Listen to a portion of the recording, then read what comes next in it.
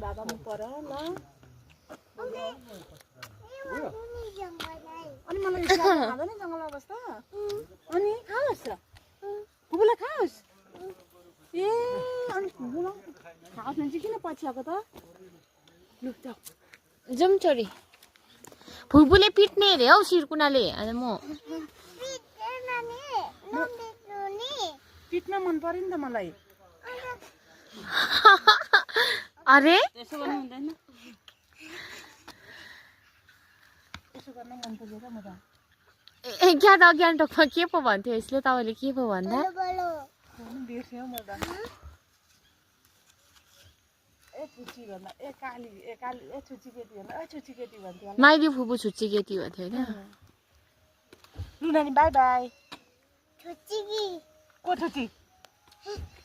केटी छुच्ची केटी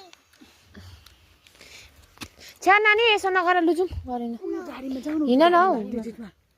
उयो टिटी साँच्ची गाडी पर्छ नि जाँदै खाली थिएछ नि कसको गाडी हो जाउँ लु